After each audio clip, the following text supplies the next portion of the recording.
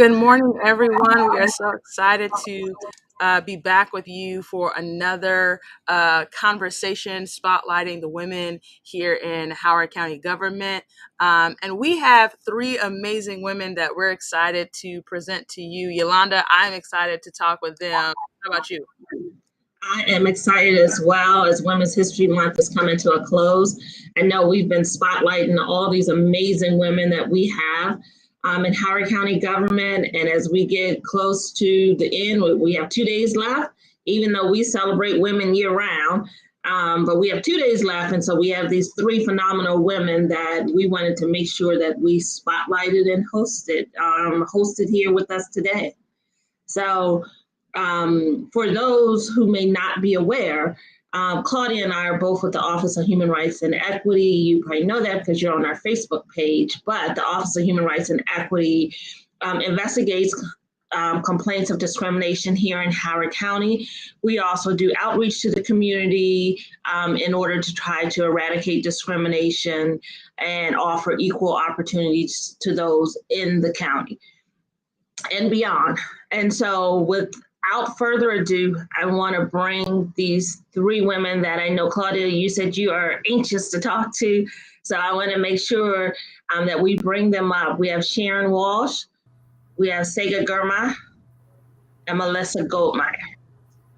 So what we're going to ask all of these three phenomenal women to do is to just introduce themselves, what department they're in, and what their title is. And so we're going to start actually with Melissa. Sure. Hi. Thank you so much, Yolanda, Claudia, the Office of Human Rights and Equity, for doing this program all month long and for asking me to be included today. My name is Melissa Goldmeier. I'm a senior assistant county attorney with the county's Office of Law.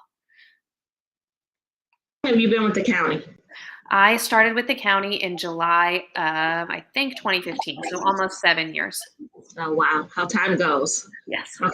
We're going to jump over to you, Tsega. Hi, good morning. Again, Claudia and Yolanda, thank you for having me. I'm Tsega Girma. I'm also a senior assistant county solicitor with the Office of Law. I've been with the county since February of 2020. So it's been a little over 2 years. I actually have the privilege and honor of being counsel to the Office of Human Rights and Equity.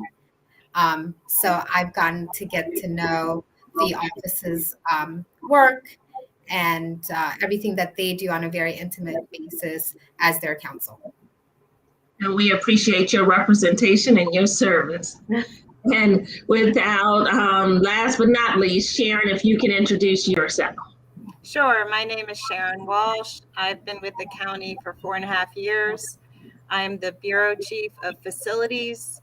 I'm an architect, and I represent a team of over 60 people. We keep the county moving and going with all the buildings, maintaining them, and designing and constructing new facilities. So I'm happy to say that I've worked with Office of Law. We recently relocated them into new space. We're working, Yolanda, with your group on the AAPI Cultural Center, and we get to work with all the different agencies around the county. Yes, and I don't know how all of us would do it without you and your unit and your division. So thank you for everything that you do.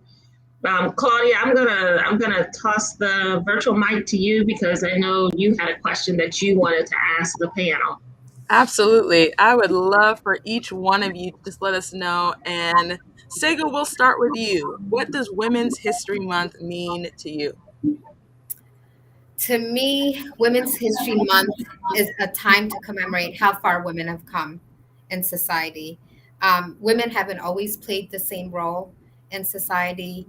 As time went on, we've moved out of the home and into the workspace more, and we've gained a stronger voice. And women, I always believe this. I mean, men always get the credit, but women run everything, right? We're always in the background working. So to me, Women's History Month just is a commemoration of how far we've come in terms of our role in society. Absolutely. Melissa, how about you? What does Women's History Month mean to you? Like Tsega said, I think it's a very special time to celebrate and commemorate the work of women before us who have had many, many battles fighting for women's equality. And I also think it's important to take this time to reflect on how women are still oppressed, both nationally and internationally, in different intersections, thinking about women who are oppressed in various races or religions, and just how far we have to go. Before the broadcast, I was speaking with some of the panelists and talking about how wouldn't it be interesting if 50, 100 years from now we had Men's History Month, because women had become women's success was just so natural. We didn't need a special month set aside to honor them. It wasn't something that felt out of unusual. So I think while we reflect and commemorate all of the advances women have made, I think it's still important to think about how far we have left to go. Absolutely. Sharon, please. Well, I mean, I echo what the other panelists have said. Every time I read a book, whether it's historical fiction, like I just read The Other Einstein, which is a very interesting take on Albert Einstein from, again, it's fictional, but from his first wife's perspective. Or whether I'm reading just a history book, history was always written by men traditionally, so you always got their point of view. And so I've always felt, gosh, I'm so glad I'm a woman in the 20th century, now the 21st century, because we can do anything. And we have our first woman vice president, and there's some people at the top who are just breaking all those barriers. So it's a great time to be a woman. And I just think Women's History Month, it's just nice to get recognized for all the times we were overlooked. Yeah, absolutely. Thank you for that. And actually, Melissa, something you said, it made me think about the movie Wall-E, if any of you saw that, with the little robot is, but maybe 50 years from now, they'll retrieve this video and they'll broadcast and say that you said that 50 years from now, there'll be a Men's History Month because, women are so, prevalent in what we're doing and in leadership. But Sharon, the other thing that I wanted to say, and just kind of follow up with you with a question, is the field you're in is quite often seen as a men's arena. Women architects aren't highlighted. Our young girls don't always get to see that. You're in facilities, which quite often we see a lot of men. And so if you can just share with us why you think it's important for you in the role that you're in to have a female voice, female presence, and a female leader. Well, thank you for that question. As a matter of fact, we had what we call an all hands on deck meeting this morning with the Bureau.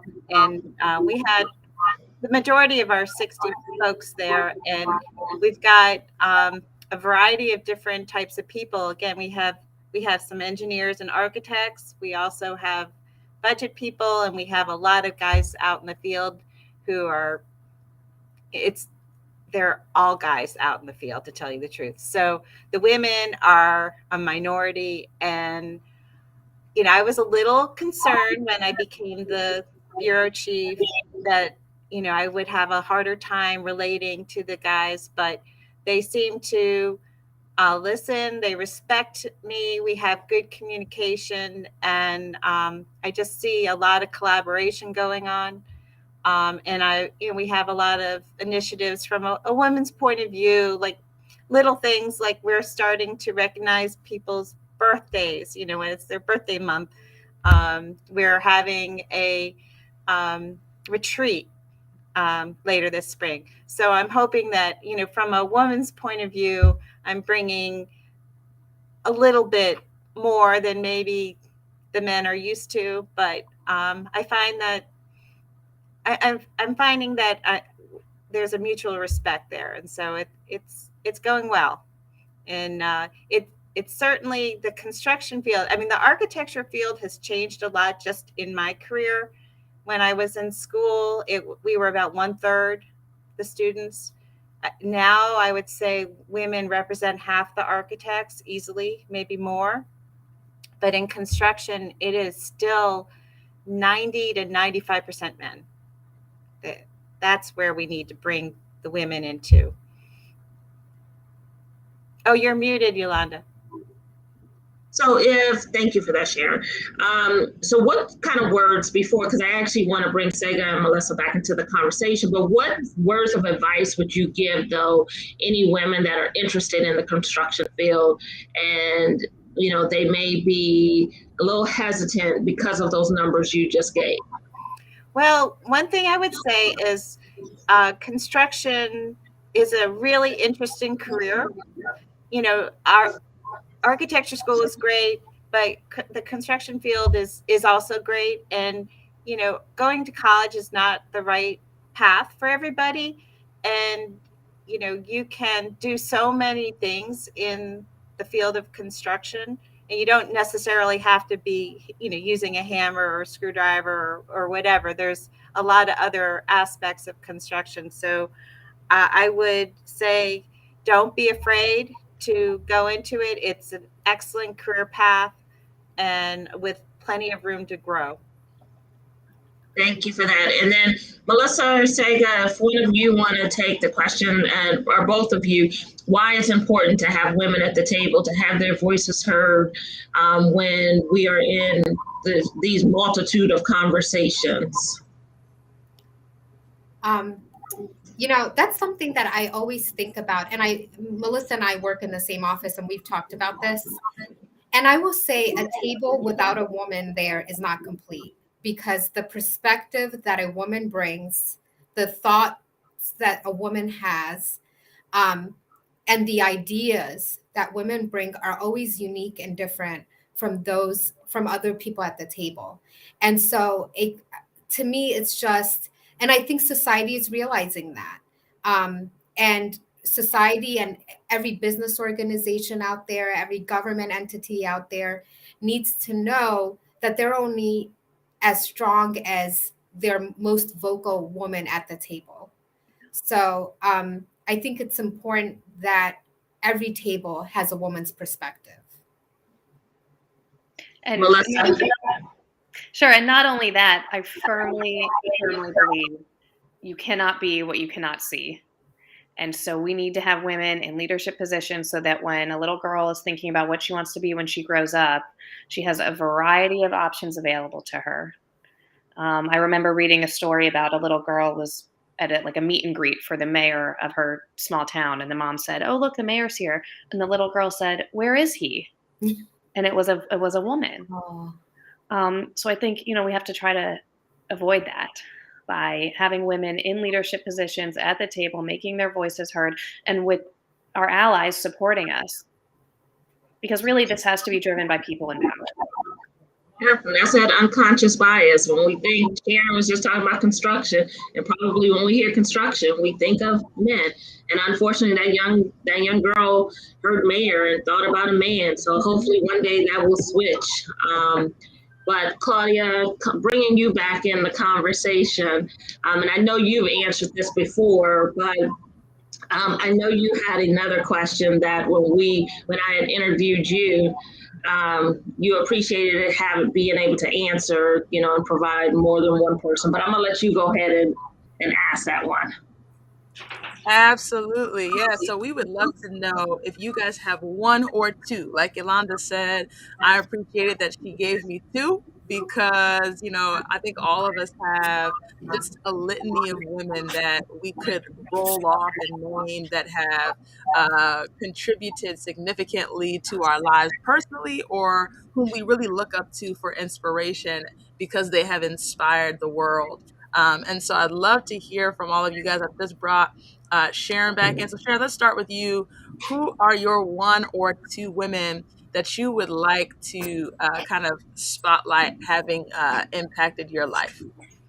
Well, I'm going to go back to when I was in architecture school. We used to have lectures, And one time there was this woman who came in, woman architect who came in to lecture, and she wasn't a whole lot older than us. I think she was maybe in her upper 20s or maybe 30 at the time. Her name was Barbara Wilkes.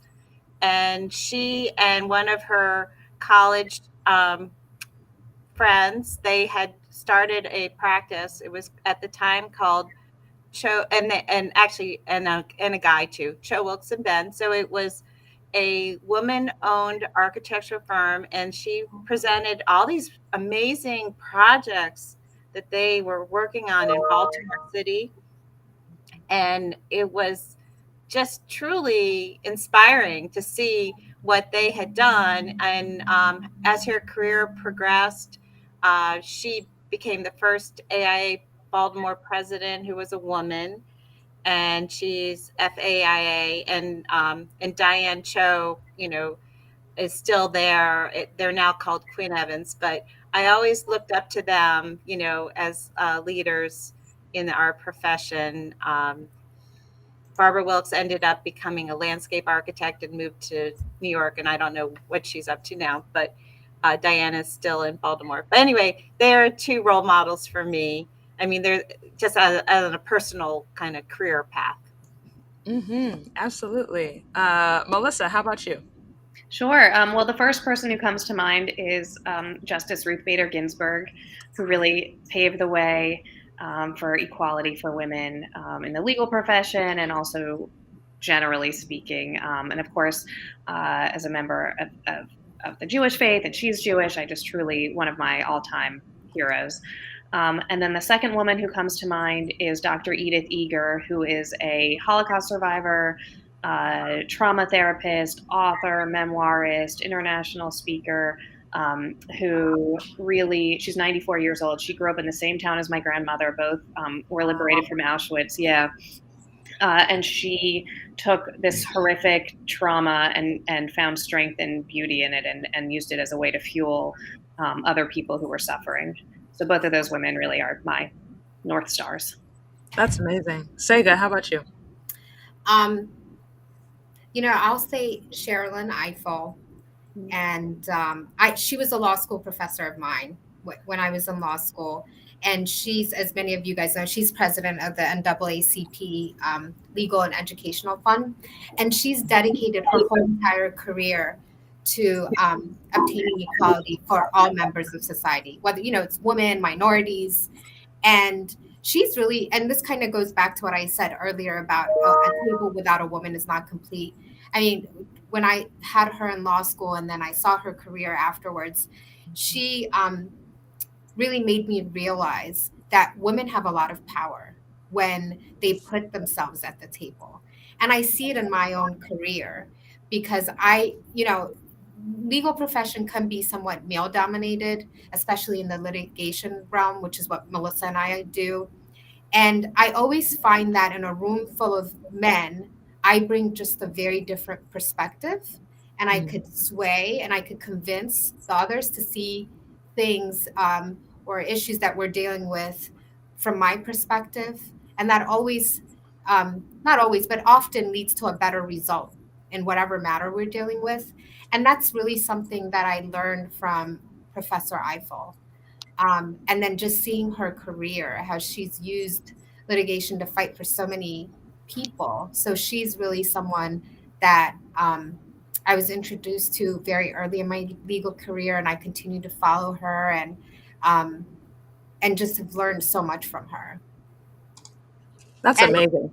Yeah, and I guess I'd be remiss if I missed Ketanji Brown Jackson, who's I was just going to say African American woman nominee to the Supreme Court of the United States. I watched her entire, or most of her confirmation hearings.